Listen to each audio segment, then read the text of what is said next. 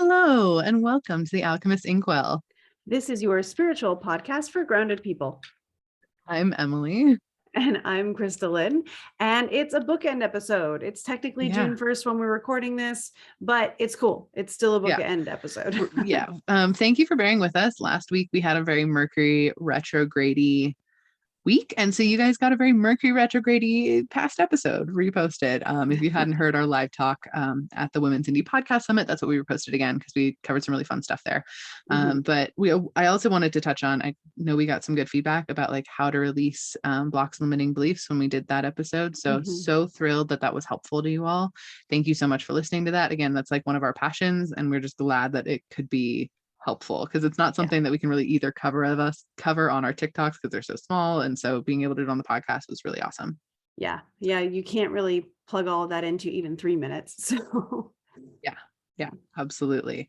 And so today we thought it would be fun because the energy over Mercury retrograde, and actually since eclipse season, really has just been a doozy. Honestly, that's like the best way I can describe it. It's been a lot.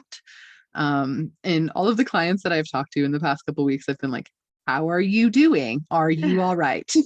And like 50% of them are like, the world is literally falling apart on my face and I do not know how to breathe anymore. And the rest of them have been like, yeah, it's fine, I guess. Like I'm just floating.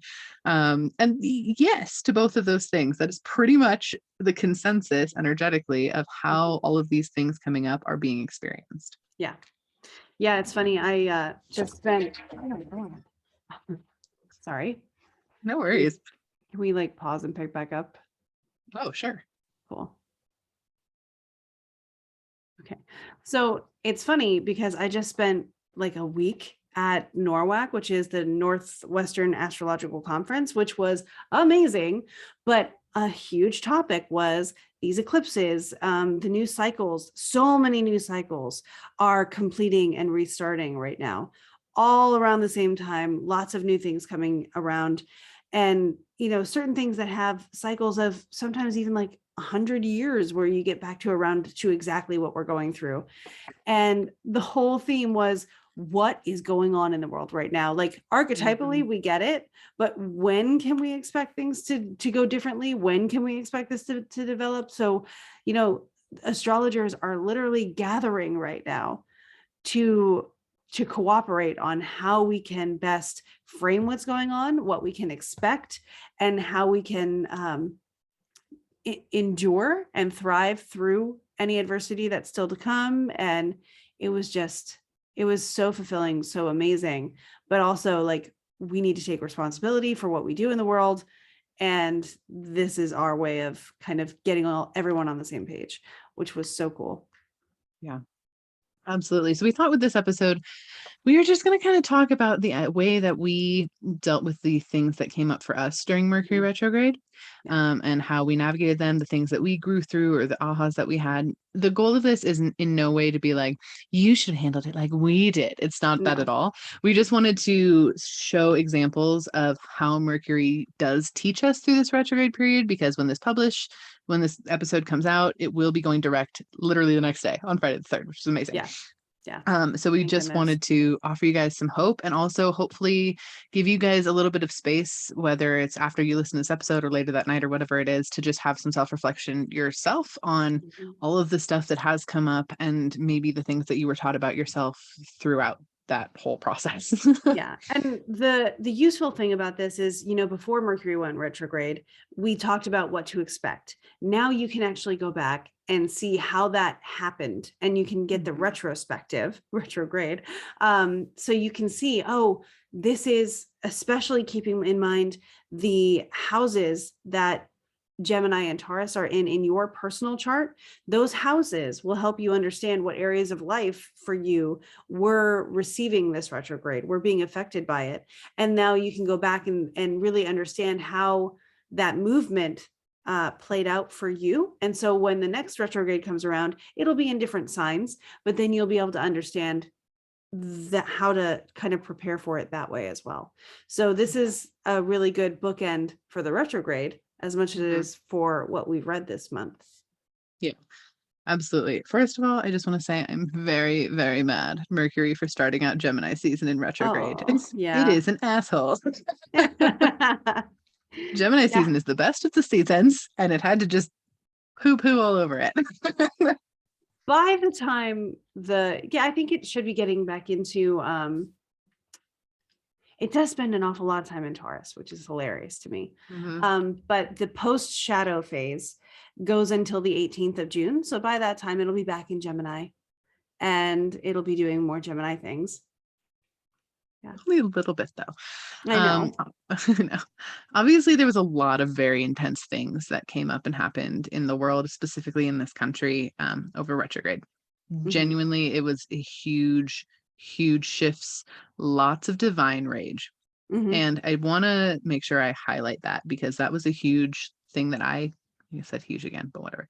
That was something big that I healed through myself or acknowledged myself that the retrograde was teaching me is where divine rage should be placed and where it should not be placed, and also the value in sitting and thinking about what you are feeling or what is going on prior to deciding that rage is the next step. And a lot of the things that came up were very fitting of it. A lot of the things that came up required a little bit more thought before we got to express said rage, and that pause button energy was really, really hard to navigate. Oh, absolutely. Honestly, I think the Mercury retrograde was a benefit in that during this time, not only did we have the wrapping up of the eclipse season, but just this last Sunday, Mars and Jupiter conjoined in Aries, which Mars rules. So it was expansive fire and let's say aggressive fire in a fiery place. So that divine rage, divine, let's call that Jupiter, which is a very spiritual kind of planet with the expansion of consciousness even, and the rage of Mars being conjunct in Aries. Like we are, the way to constructively use it was to get a lot done, use the abundance of energy and apply it to just busting through any kind of block or roadblock or whatever. But a lot of us had to sit with, I have nothing to do with my hands, but I've got tons of words I want to share.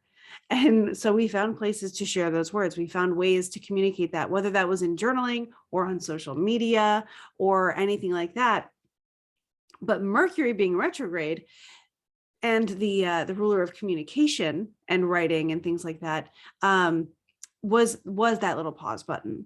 So if you were able to take a pause, I think this is actually a benefit we got from having Mercury being retrograde, so that we had the opportunity to take a breath and think a little bit before really giving into that impulse to act. I fully agree with that. And it was definitely challenging. And I shared this on here before, but I was mad at my guides for like a decent portion of this retrograde because I felt very unwarned and unprepared, which of course that's what they were doing, is warning and preparing in a lot of ways. Other things just continuing to show us ways that the world is not working, that need to be fixed. And there's going to be a tipping point eventually, and we're getting there, and it's building and building and building. And it's going to be very intriguing to see how that plays out. But that was a big lesson for me too in retrograde of like, that's fine, be mad at them. Be mad at them as much as you want, but you have to still sit and think about how you're feeling, which was a challenge. And that also goes for like motivated energy too, because some of you may have felt that big burst of energy of like, yeah, like there's stuff I want to get done, but it felt very much like all of us were still held back from doing a lot of stuff. Things might have moved without you controlling them for you. Things might have moved very distinctly and bigly. What is with my brain? We're still in retrograde when we're recording this, so I'm just going to blame it. Damn you, Mercury. Why? Anyway, I'm going to use it. It's a good word. Bigly. For you externally, like things might have moved around in your life without you actually choosing to have them happen, or decisions might have been made that came to you in a good way or a negative way. Like there's a million different ways that this could show up, but you actually being the one to do the action was very much held back, regardless of how much motivation you had to do said action. And that was a huge thing for me too that came up during this retrograde, and that I just had to keep acknowledging, be like, that's so wonderful, I have these ideas, give them back to me when I can move on them, like please do that with me, because I can't keep sitting in it. Yeah. And a lot of progress has been made too. Like things have come up suddenly and it's like this brilliant opportunity. I know, Emily, in your life, you've experienced one as well. And these amazing opportunities come up, but they're opportunities that show up with I would attribute to the Mars Jupiter. So really big opportunity for movement and progress, but you have to hit a beat because we're still in Mercury retrograde. So starting something would actually fizzle and burn out pretty quickly, or would have to be revisited a lot throughout the duration of its cycle, however long it lasts in your life. And so which is the actually fact that cool for some energy, like yeah, the revisiting, like people who are starting, because I know people did start some significant stuff during retrograde. Those things aren't negative just because you no, started them during retrograde. They're going to be revisited and retouched on and reassessed, and you're going to get to yeah. change your direction with them a lot. Like it's a lot of freedom there too, if that's what you're going for. Yeah, I actually have a friend who is also an astrologer that signed a work contract during a retrograde. And how that's played out is every once in a while, they renegotiate their contract. So they get to negotiate a raise or negotiate a different distribution of responsibilities. And that's perfect for them.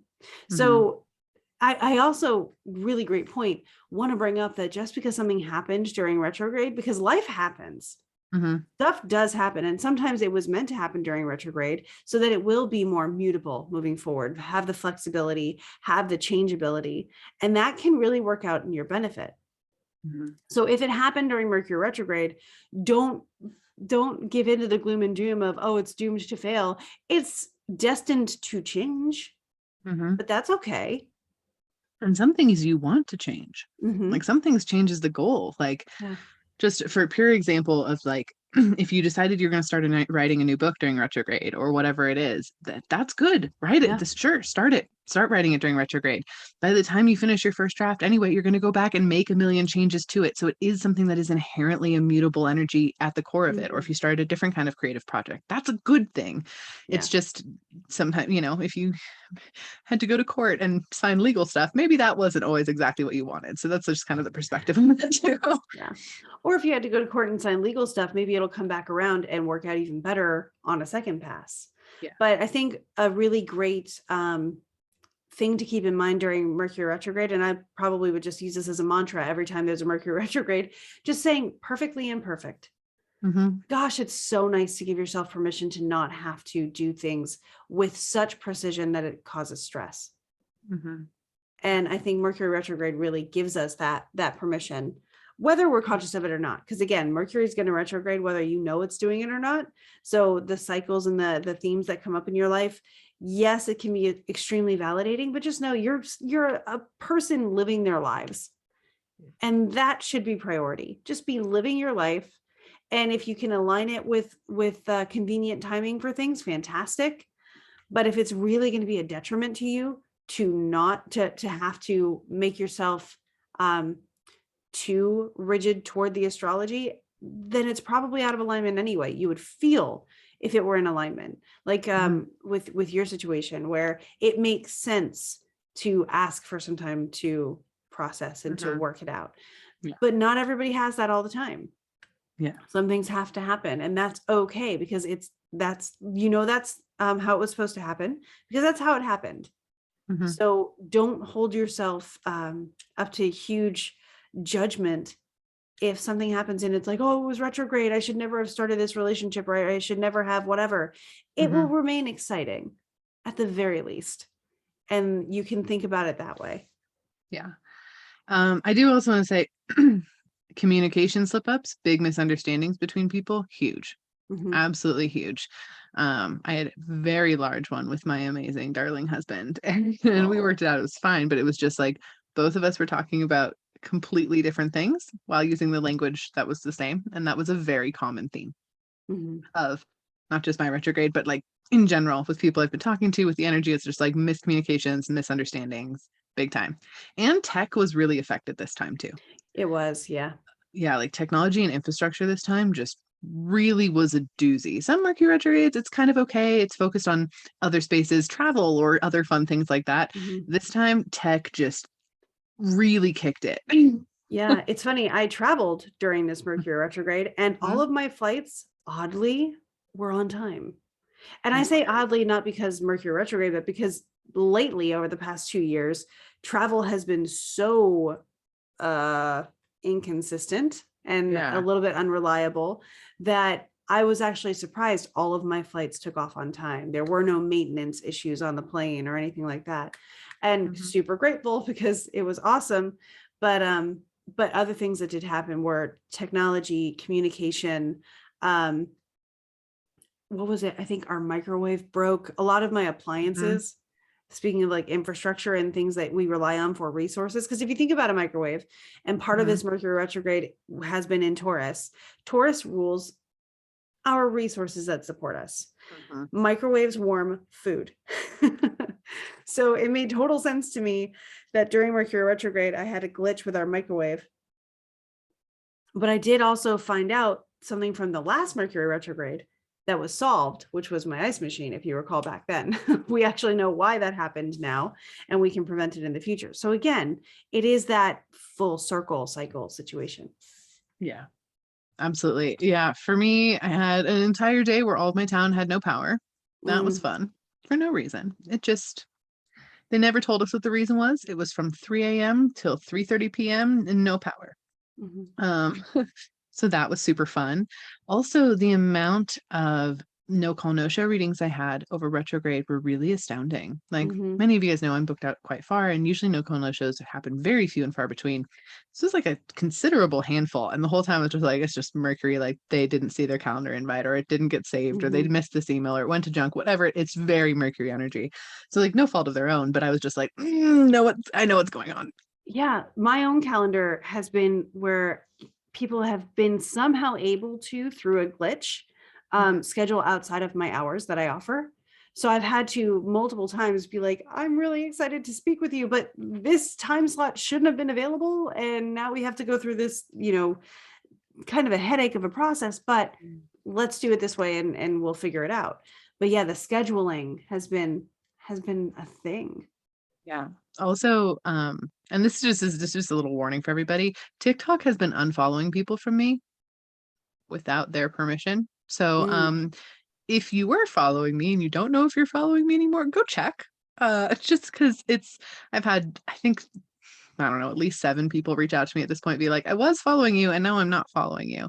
And my TikTok following count is just being really wonky. So I know they're doing it. It's obviously a Mercury retrograde thing. It's a glitch. Something's going on. But just for anyone listening, just make sure, because it's been a reported and consistent thing to me. So here we are. Well, and by the time you're listening to this episode, we will be in the direct post shadow phase. So again, from June 3rd through June 18th, it is the time to go back over everything that got all disheveled during retrograde and just fine tune it, lay it to rest, organize it, get it all set up to be able to move forward. So if something feels like I really should check on that, perfect time to check on that. And just go through and make sure that the bolts are all tight and all that kind of stuff, so that when we move forward, it'll hold up. Yeah. On that note too, do you want to talk a little bit more about the astrology we can expect for this upcoming week? Yeah. So the astrology for the week between this episode and the next is, I'm able to say this a couple weeks this month. It's there aren't as many transits, but they are important ones. So we do have Mercury stationing direct on June 3rd. And so anything that has happened since April 26th, because that was pre-shadow, you'll have noticed between April 26th through May 10th, which was pre-shadow, stuff kind of began arising that maybe since May 10th until June 3rd did need that readdressing and that revisiting. And now it will get its conclusion and its wrap up between June 3rd and June 18th. Things again regarding Gemini and Taurus. So major purchases or, finances, resources, anything that really supports your livelihood may have come up. And just any kind of unexpected travel, scheduling, other stuff that came up, just know the conclusion to that story is on the way if it hasn't already. So I always like knowing that you have the comfort of this feels like a really open loop right now. It will resolve shortly. That's always comforting. And then the very next day, on the 4th, Saturn is going to station retrograde. Now, I know every planet except the moon and the sun retrograde. They all do it. And some of them take longer than others. The reason Mercury is so stand out is because it's fast and because Mercury is closer to us. It's a very personal planet. So Saturn being retrograde, Saturn is actually the furthest of the 7 traditional planets. And so it is a very slow mover. So the things that Saturn brings up during retrograde aren't going to be as like in your face, especially with Saturn's nature. It's not an in your face kind of planet. So the pre-shadow for this actually began in February 27th of 2022. And so that's when Saturn was at the beginning of the degrees it will recover during its retrograde. So important to note, if your Saturn return is between the degrees of 18 Aquarius and 25 Aquarius, you may get a little bit of a revisit of themes around that. And then that will complete actually on Halloween. And the post shadow is going to be until January 27th, 2023. So remember, we're not rushing anything. Saturn is structural. Saturn is supportive. Saturn will take things away because they're not built to last. So if you've noticed since February, some stuff feeling like, is this going to be supportive for me in the long term? That may come up between now and October 31st, where you decide it is or isn't. And then the conclusion to that story that began on February 27th of this year will unfold and resolve between Halloween and January 27th of next year. love retrograding Saturn on Saturn return stuff. That's just fantastic for me. Yeah. Pretty sure it's like, aren't you 18 degrees Aquarius? Mm-hmm. Yeah. So it's going to station direct on your, so that's a very important moment for you when it stations direct. So around Halloween, we will see. Cool. Mm-hmm. I don't know what's going to be happening around Halloween. I will tell you what, our summer is really, really ridiculous. Yeah. For lack of a better term, it is just so much stuff. Mm-hmm. And I think a lot of people are feeling that way. I don't think just Krista and I, but like, it's a lot. Yeah, there's a lot happening. Just in the energy, sure, but like the world has decided it's moving again, whether we're ready or not is kind of the feeling of it. And like, in some ways, I'm super ready, like so excited to be doing all the things that we're able to do now. So excited to be traveling again. My Jupiter's in the 9th house, in exalted in Cancer. So it's a big part of my life is being able to travel and experience. And it's actually a big part of my mental health, getting out of my routine and out of my space every once in a while. I was traveling this weekend and I realized how much it really did help me get out of the stuckness I was feeling because I got somewhere new, somewhere fresh, somewhere a little bit less predictable. And the things I would usually hyperfixate on because I have nothing else to occupy my mind with were not a problem. And it was just wonderful to be able to like feel like a human being and engage with other people. And now that I'm home, I'm like, okay, how can I remember that and keep that in play between now and my next trip? But it's also this uncertainty that goes along with it because we're kind of wading into the water and seeing how it goes. And it's a very uncertain thing to do, but we also have to figure it out. Also on that note, Krista and I have a really fun announcement next week. So we will have some really cool things to chat about next week's episode. I believe it's next. Yeah, it is. It's next week's episode. Okay, cool. Yeah. Next week, we have a really cool announcement that we finally get to talk about that we've been waiting on for like 6 months. Yes. And I'm ready. Yeah. Well, yeah. So we made sure to wait for this until after Mercury retrograde, and we're going to announce it after Mercury retrograde. And once things are finalized so that we know that we reliably can announce it without the possibility of things shifting too quickly. Yeah. So yeah. So we're really excited about it. So just keep an ear Mhm. out for that. So on that note, let's bookend. Let's bookend. Because we've done, Krista didn't do with me much reading, and I decided I was going to get into graphic novels. So I read a lot. Yeah, a lot of my reading was in preparation for Norwalk. I was reading a lot of like Firmicus Maternus and astrology books. So lots of nonfiction, astrological reading for me this month. But my one fiction book that I was listening to was the Atlas 6, which I had really high hopes for because the cover is amazing. The premise is amazing. The name is amazing. Like I was all about it. My one, well, I have a couple of things that I wish would have been different about it. And it's that Spoilers. it's very, sorry? It's in spoilers. Oh yeah. No, I'm going to try to avoid spoilers. Okay. Because I there wouldn't, won't- because I there have won't be- opinions on it too. Yeah, there won't be any story content spoilers. It's mostly the themes and the feeling of resolution that goes along with it. So to me, it's very obviously the first book in a series.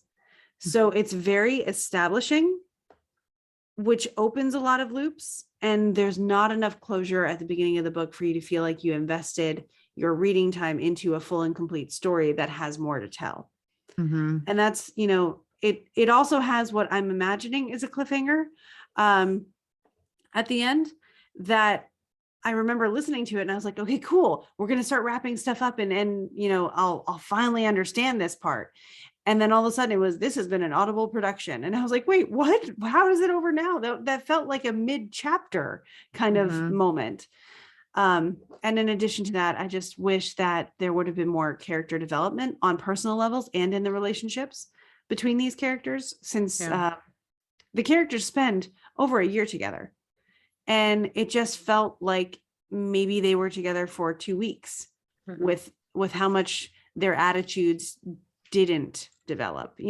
They were at the beginning what they were at the end in many, many ways. So, and also, the premise is the Library of Alexandria and how it's kind of like this conscious library of, I'm not really sure the depth of it. And again, the following books in the series will probably cover this, but I would like to have had more to entice me to want to pick up the second book, which I'm not feeling at this moment.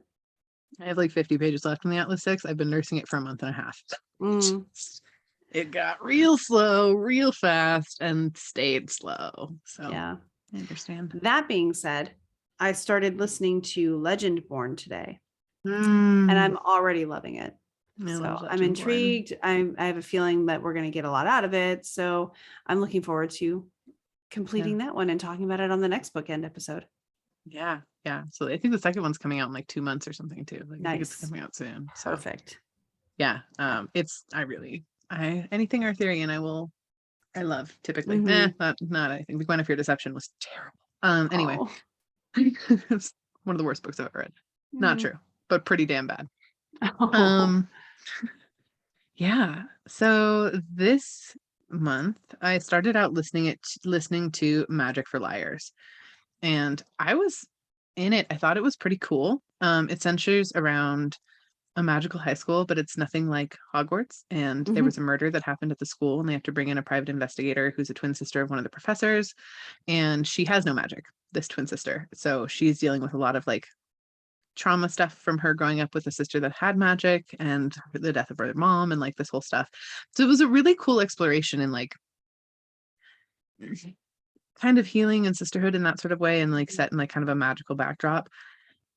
But I was so severely disappointed by the ending. I just can't. It's one of those books where she's telling a story to someone. The whole book, she's telling a story to someone, and you're waiting for that reveal. It never gets revealed. You do not know who she's telling the story to or why. And it's not you. It's not the reader. I mean, kind of, but it never touches on why. Like, why is she telling the story that? Like, the end of the book is like her talking about how she's never going to tell this story, and that's like the fucking end. And I can't. It made me so mad. So that was kind of a moment. And then I dove in and I proceeded to read all 4 volumes of Heartstopper. Do it. It's wonderful. Do it. I cannot recommend it enough. If you need a cookie in the form of a book, Oh, I love all that. 4, yeah, all 4 volumes of Heartstopper. The 4th volume is check trigger warnings, I guess, on that one. It's dealt with really, though I guess kind of the 3rd and 4th volume. All of the concepts are dealt with really sweet. It's incredibly inclusive. I've watched the TV show after because it just came out as well. And they do the TV show really, really well for an adorable graphic novel about gay people in London. And it's amazing. I loved it. Then I read The Tea Dragon Society, and that's another graphic novel. And it's so cute. I can't handle it. There's no story really. It's not very good on words and like actually developing a story, but the world is precious and the art is gorgeous. And it's fantastic. Awesome. I really, really liked that one. And then I listened to Aristotle and Dante Discover the Secrets of the Universe. I had thought about that one, but I struggled with it. First of all, it's narrated by Lin-Manuel Miranda. So that was fun. I loved that. Yeah. It has no plot. So don't think it's going to be a plot book. It's not a plot book. It is a young boy's internal monologue covering essentially a year and a half of his life.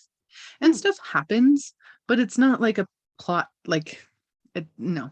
And I understand its literary value. Genuinely, though, it wasn't for me. It's not written for me. It's not written for me to be the reader. So I honestly don't feel like I can even speak on it because it wasn't written for me. It just was not. And that's fine. Great perspective. Yeah, I jumped into it because a lot of people recommended it. I won't be jumping into the second one because I'm not the audience it's for. So that's just the moral of that story. It is really, really wonderful. As far as I think a lot of people who have grappled with like gender identity, those kind of things, I think there is some cool stuff in there, but it's really kind of specific for, I think, its readership. And I think it really has to appeal to like young gay men kind of at the core of it. Young, especially Mexican gay men or Latino gay men. That is not me, obviously. And so I just felt the whole time I read it, I was like, this is not for me. This is not, I'm not supposed to be like, if it's not like I'm not supposed to be reading it, but this is not written for me, which is why I'm not resonating with it. And I acknowledge that. It's beautifully written.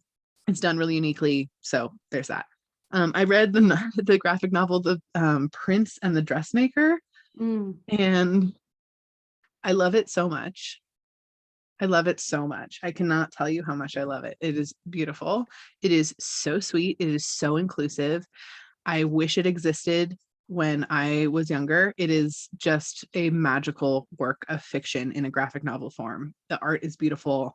The story is wonderful. And it's just fantastic. So if you pick up anything I read this month, pick up that one, I would say would be the one I would recommend. Gotcha. And then I just started reading because I needed something that was like light and funny. What is it called? No. Twin Crowns is what it's called. And it's kind of like a twin switching places sort of situation, which is just light and fluffy and cute. And like, that is all I want from it is light and fluffy and cute. So we'll see how that goes. Thanks. Yeah. And then in paper, I've been struggling through the Atlas. We'll see how that goes. But yeah, it was a really productive reading one for me. I had a lot of fun, but mostly because it takes me 25 minutes to read a graphic novel. Yeah, they are nice, aren't they? Yeah. So yeah, if you have any graphic novel recommendations too that are like you love them and you want to throw them somewhere, please give them to us. I would love to read them for sure. Yeah, kind of where I'm at. Awesome. Yeah. Overall, I'm excited we're moving out of Mercury retrograde. Me too. I'm excited to get to so many announcements that I'm ready to be able to make, that hopefully by the next episode, 1 or 2 of them will be ready. So yeah. But thank you all so much for listening and tuning in. Please take some time, check in with yourself as well of what did you learn through this? What were your biggest struggles? What were your biggest wins? What were your biggest ahas? Just so that you can consciously experience the things that we are going through Mhm. as we step into this next season. Yeah. So on that note, we hope that all of you go out and go make some magic. Boom. Boom. We're getting so good at that. So good. Bye.